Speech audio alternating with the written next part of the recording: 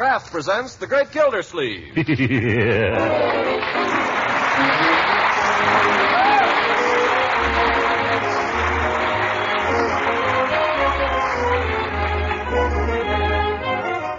Kraft Cheese Company, who also bring you Bing Crosby every Thursday night, present each week at this time Harold Perry as The Great Gildersleeve, written by John Wheaton and Sam Moore.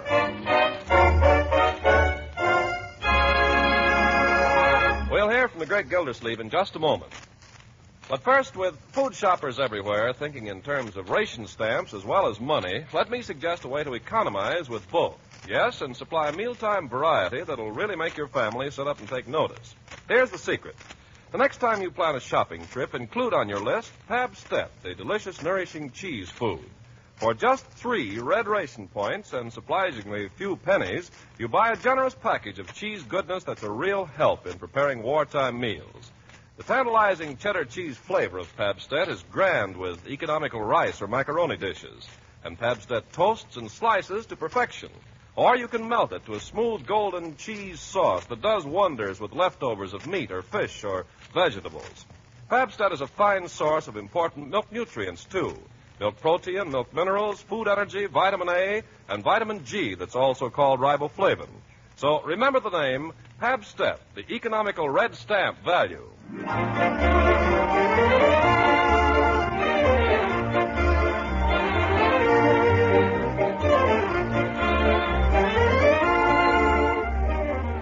In the diary of Throckmorton P. Gildersleeve, a monumental work as yet unpublished, we find in the Spencerian hand of the great man himself this entry. Dear Diary, today I made a vow. I'll never speak to Judge Horace Hooker again. As long as I live, I'll never speak to him. Even if he comes crawling to me on his hands and knees, I'll never speak to him. Even on my deathbed.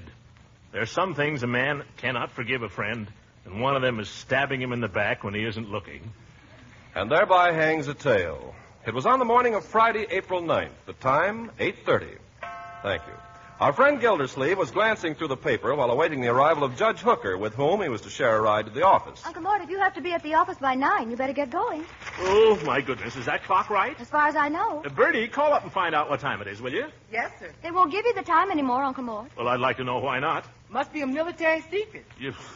Then, by George, you can call them up and tell them they can come and take their phone out of here. Oh, Uncle Mort, cool off. I mean it. Tell them to take it out today. I don't want it around. Yes, sir. Can't give us the time. What good is a telephone if you can't?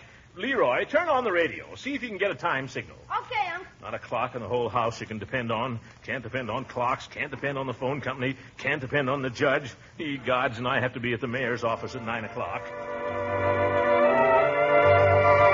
Oh! Leroy! Turn off that radio. You told me to turn it on. What is this, a madhouse? Are you asking me? Yes.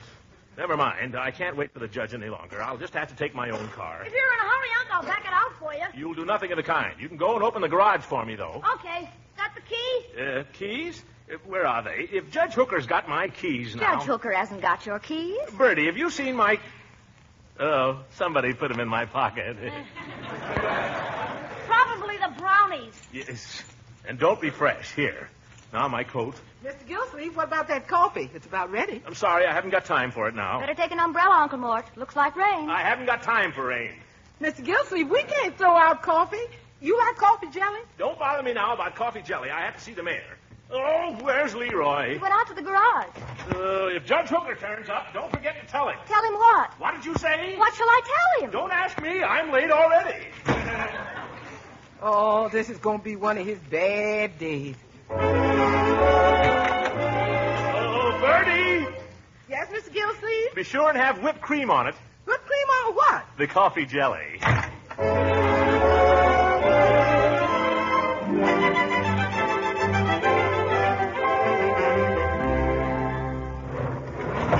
want me to start the car, Uncle? I'll warm it up for you. No. I thought you were in a hurry. I am in a hurry. Now, don't keep asking me that. I don't want you fooling around with the car. You'll wreck it.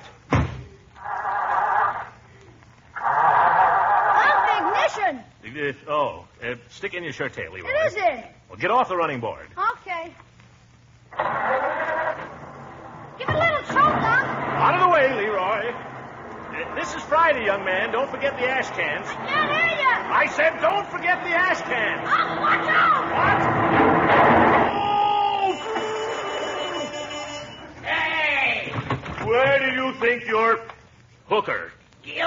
me. This is a fine time to show up. What's the idea of backing into me? Who backed into you? It's a wonder some people wouldn't look where they're going. Well, I had the right of way. I was coming... It's my driveway, isn't it? Well, it's not your street. Unc, you all right? I'm all right, but look at that rear fender. Yeah, look at my bumper.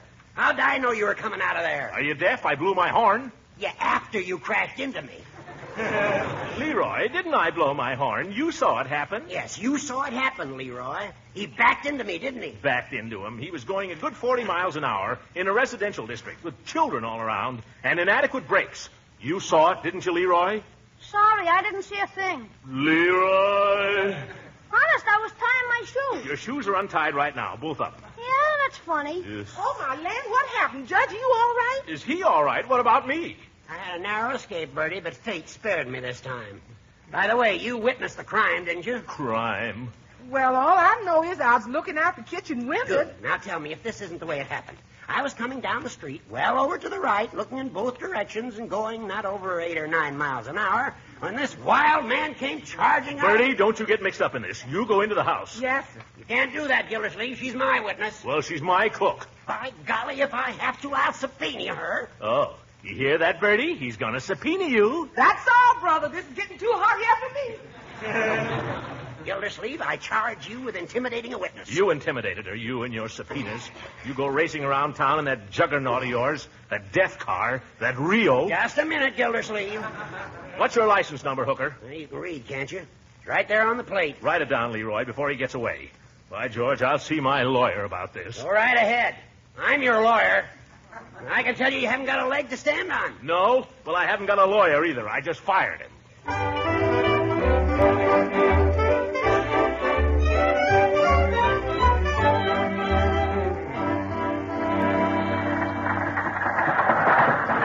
Listen to that fender. It's hanging by a thread. What are we stopping here for, huh? I've got to see a man about my insurance. C. Harvey Diggs, real estate and insurance. I want to show him the damage while it's fresh. C. Harvey Diggs. Is he kidding? Just hop out, Leroy. You better run for it. You'll be late to school. Okay.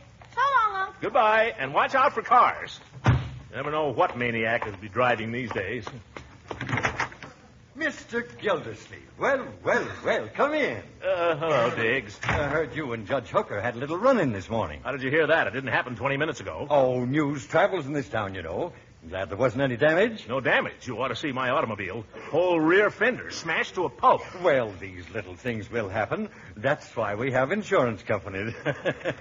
Sit down.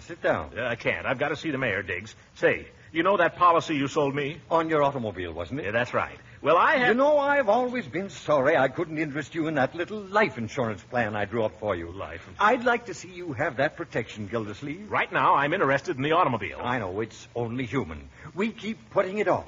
But it's something we all have to face sooner or later. Now, only the other day I had a man come to me. He happened to be a very important executive here in town. You'd know him at once if I were to tell you his name. I'd been after that man for 5 years. And only the other day he said to me, Diggs, he said, I don't know how to thank you for what you've done for me. Good. I'm glad he's taken care of. Now let's talk about me.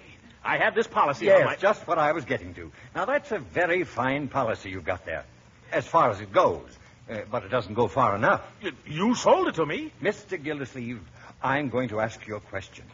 Have you ever considered what would become of your loved ones in the event that you were suddenly to pass on? Mr. Diggs, I'm going to give you an answer. I'm likely to pass on right now to the next insurance man if you won't listen to me. Huh? All I'm interested in is collecting on the policy I've got. Well, you're the doctor, Mr. Gildersleeve. Yes, sir, that's what we're here for, to service our customers. Good. I've got the policy right here. I can't make head or tails out of it. Well, now, we'll just have a look. Now, let's see. Bodily injury, property damage, collision or upset, comprehensive. What does it say?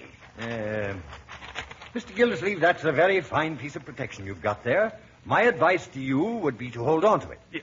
What do you mean? Providential Mutual Fire and Loss, that's one of the biggest insurance companies in the state of Rhode Island. And Rhode Island is one of the smallest states in the Union. Well, we can't always judge by size, you know. The Providential Mutual has been serving the public now for 48 years. I had the pleasure of visiting the home office back there in 1923. In fact, I had the pleasure of dining with one of the vice presidents. Oh, he has a lovely home there, just outside of Providence. Well, I'm glad he's living well. You didn't happen to ask him about that busted rear fender on my automobile. Fender? Yes, I had a little accident this morning, remember? I ran into Judge Hooker. Hooker ran into me. Smashed my fender. I'd like to collect. Mr. Gildersleeve, that's one thing I'll say for the Providential Mutual. They settled promptly. Good. No argument, no waiting around. They pay up. Great. However, the type of policy you have here doesn't happen to cover this particular type of accident. What? Now, don't misunderstand me. It's a very fine policy and has some very fine features. But for this kind of coverage, I'd suggest a different type of policy. Now, if Diggs, tell me something. Do you carry insurance? Why, of course. I wouldn't be without it. Well, I hope it covers a punch in the nose.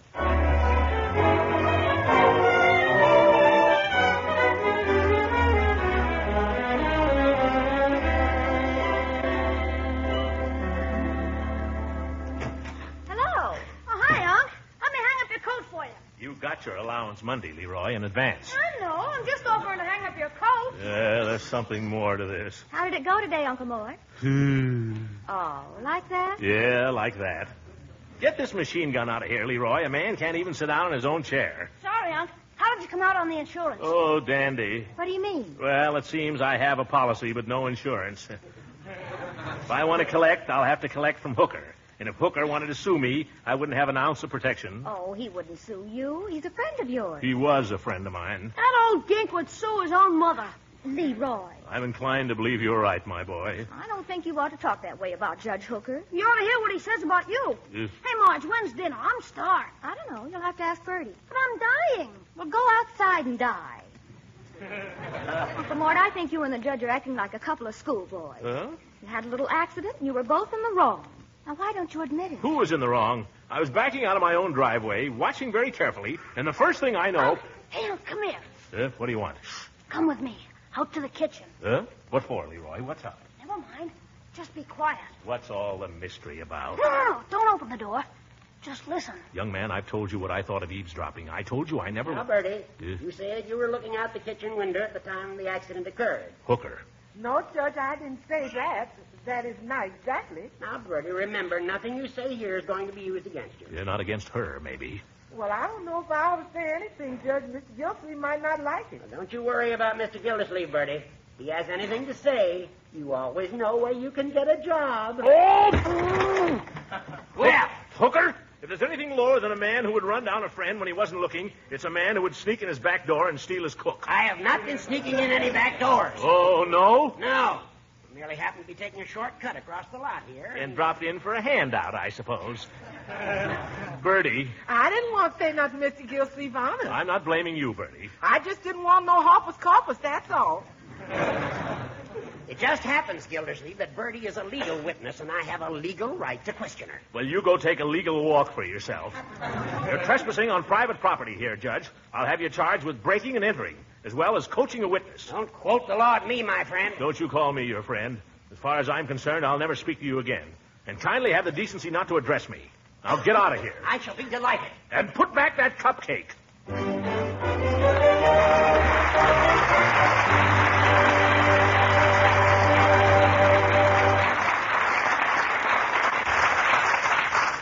The great Gildersleeve will be with us again in a few seconds. Meanwhile, here's a tip for homemakers. The way to spend red ration stamps to best advantage is to plan family meals several days in advance, using a list of point values as your guide. That way you can make sure that meals are good tasting and well balanced and provide the variety your family likes. And as you plan, be sure to include quality foods like Pabstet, the delicious cheese food that's good in such a wide variety of ways. You'll find that Pabstet is a grand help for your wartime budget because it costs only a few cents and just 3 red ration points per package. And whether you melt or toast or slice it, the whole family will go for its grand cheddar cheese flavor. What's more, Pabstet's a fine source of important milk nutrients and is highly digestible. Now, your dealer may not have Pabstet the very first time you try to buy it because so much cheese and other dairy foods are going to war. But everything is being done to keep dealers supplied. So ask for Pabstet, Pabst-ETT, Pabstet, the delicious, nourishing cheese food.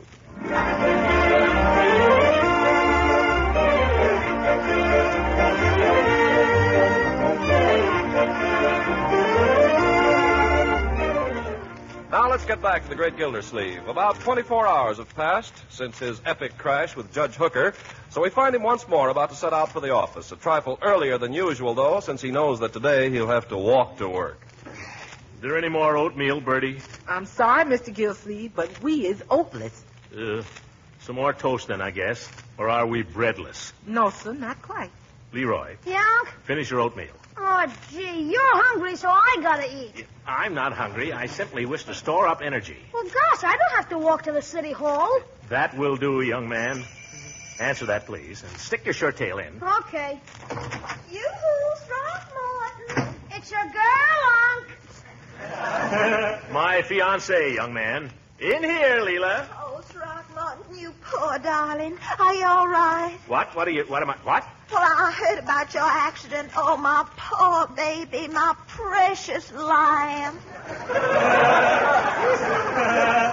Well, Oh, for corn's sake. Go away.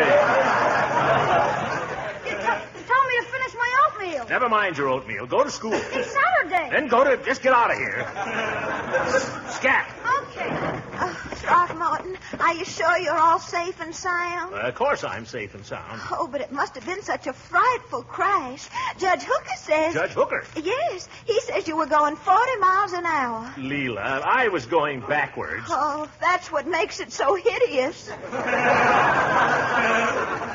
Leela, did Judge Hooker tell you this? No, Throckmorton. He told Sarah Pettibone, and Sarah told me. What else did she say that he said, the big faker? Well, just that you wrecked his car completely and that he was lucky to live to tell the tale. Leela, he almost wrecked my car. He was tearing down the street like he was drunk or crazy. What's more, it never even scratched him. Oh, well, I imagine Sarah got it mixed up. I'm glad you're feeling all right anyhow, Throckmorton. Well, glad you're glad, Leela. Hooker's going to pay me damages, too. He'll pay me if I have to sue him. Well, will they cost quite a bit, Throckmorton? Well, so far, only $2 for my fender. But I imagine there'll be internal injuries. There always are.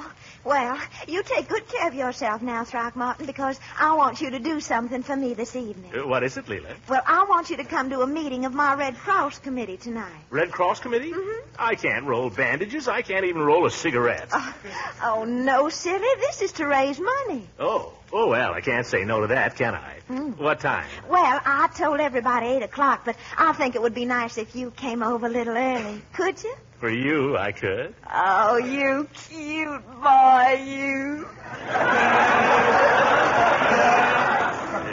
Now, wait a minute, Leela. Hooker isn't on this committee, is he? If he's on it, I won't have anything to do with it. Oh, of course, Throckmorton. I mean, of course not. Oh, well, I've got to be getting back to my housework. Oh, my goodness. I've got to get down to the office. Yes, dear. Oh, I'm glad nothing happened to my precious fiancé. Goodbye, darling. I'll see you this evening. Goodbye, Leela. Got to get going. Goodbye. Bye. Bertie. Here's your toast, Mr. Gilsleeve. Oh, thank you, Bertie. Why, this toast is cold. Well, sir, I didn't want to interrupt anything. There's nothing to interrupt. Bertie, we might have supper a little early this evening, so I'll be able to finish by 7. Yes, sir. Yeah, then I'll have time to... Hey, Unc, come to the window, quick. The window? What's the matter, Leroy? Wait till you see what's going past the house. Here, out this window. This better be good, young man, or I won't like it. Good, but you won't like it. Yeah. There. I can't believe it. What is it, Mr. Gilsleeve? Judge Hooker on crutches. My goodness.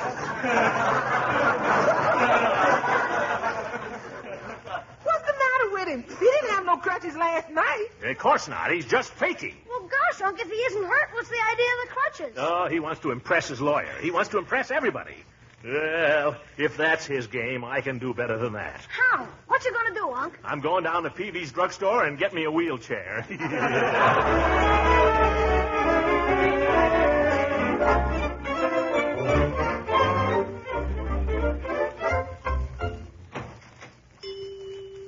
Well, Mr. Gildersleeve. Well, hello. Hello, Peavy. You weren't in yesterday. Yes, I've been pretty busy. Lawsuits and whatnot. Say, Peavy, you rent crutches, don't you? Yes, I do maintain a pair of crutches here. That's what I thought. Well, More as a service to my customers than anything else. Not much profit in it. I suppose not. Well, Most of the time, they just lie there in the back room eating up the overhead. Well, what I wanted to know... Every time I go to make up a prescription, I fall over them. Very annoying. I can imagine. Very monotonous, too. What I wanted to ask you, I'm Pete... thinking of giving them up altogether. I wish you would. I wish you'd forget them, too. What I want to know is, Peavy, did you rent those crutches to Judge Hooker? Why, yes, as a matter of fact, I did. Just this morning. I knew it. Now tell me, Peavy, just between you and me, when Judge Hooker came in here for him, was he limping? Well, I wouldn't say he was limping exactly, no. Good. In other words, you're prepared to testify that up to the time he rented those crutches, he appeared to be in just as good shape as you or I. Well, no, I wouldn't say that. Well, as good shape as you, anyway. Well, I mean, no limp or anything, just his normal slouch. You'll testify to that, won't you, Peavy? I don't know that I'd care to testify to anything. Now, don't get scared, Peavy. I'm not going to drag you into court. I'm just trying to line up a few facts and witnesses, just in case. I know, but a man can't be too careful, Mr. Gildersleeve. Circumstantial evidence, you know. What's circumstantial about it? Well, take yourself. Now, you'd say you were in good health, wouldn't you? Never better. You look well, too. Thank you. But do we know, Mr. Gildersleeve? Do we know?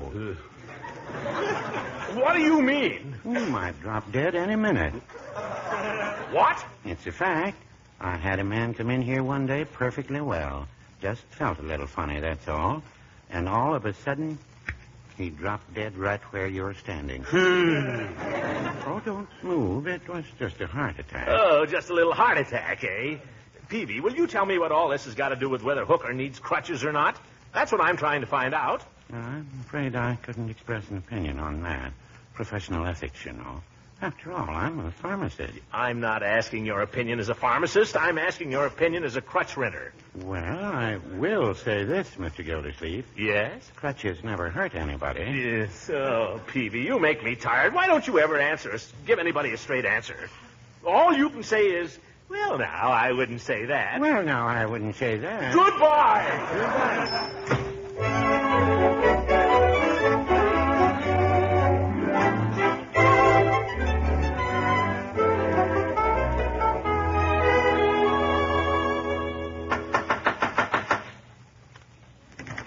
Well, hello, Throckmorton. I'm glad you got here early. Yeah, so am I. Ooh, you look beautiful in that dress, Leela. Oh, do I? Yeah, much too good for a committee meeting. Couldn't we go out? Now, Throckmorton, I've got things to do before the others get here. Yeah, so I.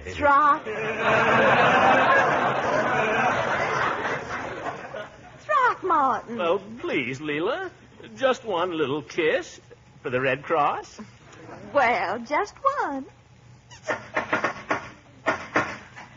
What's that? You told me the others weren't coming till 8 o'clock. I thought I'd have a chance to... Well, I thought I'd have it...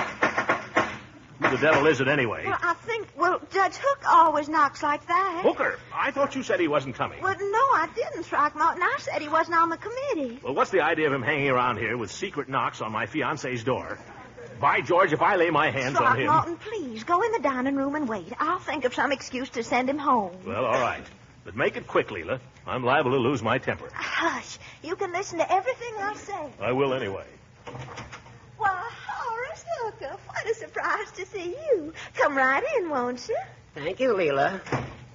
Well, aren't you going to ask me why I'm on crutches? Oh, are you? Oh, why, goodness gracious, so you are. Horace, it's your lumbago again, and you shouldn't be out in this weather. You go right home, you hear? It's not my lumbago, Leela. Now, Horace, don't be vain. You said it wasn't lumbago last time, and you had to go to bed for a week. Leela, I'm not suffering from any organic complaint. I'm walking on crutches because of your fiancé.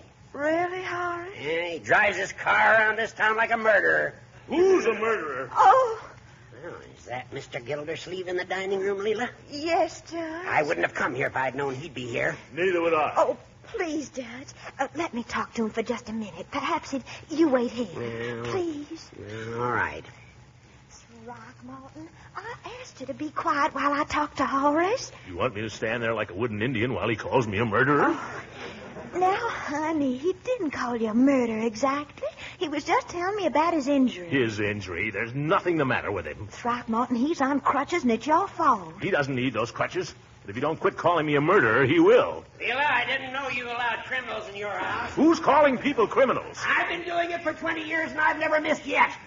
Leela, I swore yesterday I'd never speak to that old goat again. But Throckmorton... I'll never speak to that fat windbag. Horace, please. Tell him this, Leela. There's nothing lower than an ambulance chaser. Tell him I'll sue him for that. Yes. All he can think of is suing people, pushing innocent people through the knotholes in the law. Throckmorton. Tell the big coward to shut up. Who's a coward? Tell him to lay down his crutches, Leela, and I'll knock his block off. Tell him to come ahead. Boys, Right. stop. Stop.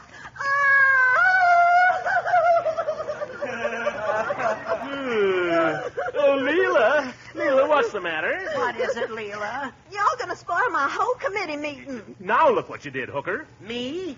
I'm sorry, Leela. I'm sorry, too, Leela. I don't believe you, either one of you. Leela, I've been a bad boy. I have too, Leela. Oh, you've both been awful. Now you've got to promise me you won't fight anymore. Well... Oh, I knew you weren't sorry. Well, I won't fight anymore. Well, neither will I, Leela. We won't fight anymore, Leela. Honestly? On my honor as a judge. On my honor as a gentleman. That's not the way I like to hear you boys talk. Now shake hands. That's fine. Now you stay friends. I've got to get a clean handkerchief. I don't mean a word of this, Gildersleeve. I've been seriously injured, and I'm going to sue you tomorrow for $100,000. I'm not even surprised to hear it, Hooker. But I'll tell you right now, I'll fight you all the way up to the Supreme Court, and if I lose there, I won't pay. Oh, is that so? Yes. You don't need those crutches, and you know it. Prove it. Prove it, I'll... Oh, that's the way I like to see my two boys. As friendly as two clams in a stew.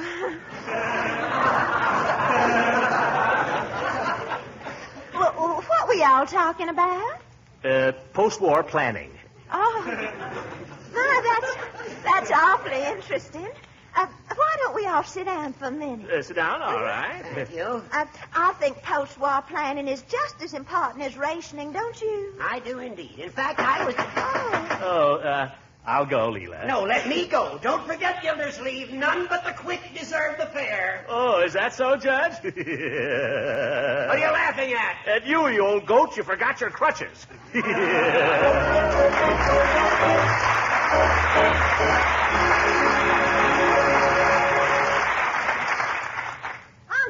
What do you think? I got a job today. Well, that's splendid, my boy. What is the job? It's a cinch. All I have to do is deliver things. I got one here for you. Well, a messenger, huh? What's a summons? Leroy. Good night, everybody.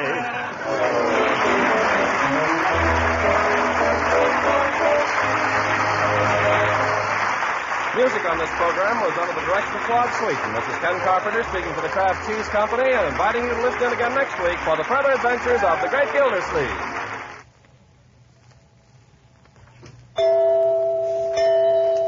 Right now, which is the most important economy in your food budget? Money or red ration points? Well, most likely the answer is both. So there's no better time to get acquainted with foods like Parquet, the quality margarine made by Kraft. For Parquet costs just 5 red ration stamps and so little money. And yet it has a delicate, appetizing flavor that really satisfies. Yes, you'll like the taste of Parquet spread on bread and toast and rolls, and you'll like it as a seasoning for hot-cooked vegetables, too. If you bake your own cakes and cookies, you'll find Parquet is a real flavor shortening. And it's grand for pan frying. What's more, Parquet is a highly nutritious energy food, and it contains important vitamin A. If your dealer doesn't have Parquet margarine the first time you ask, it's because of wartime shortages and because Parquet is growing more popular every day. But Kraft is doing everything possible to keep all dealers supplied. So watch for Parquet, P-A-R-K-A-Y, Parquet margarine made by Kraft.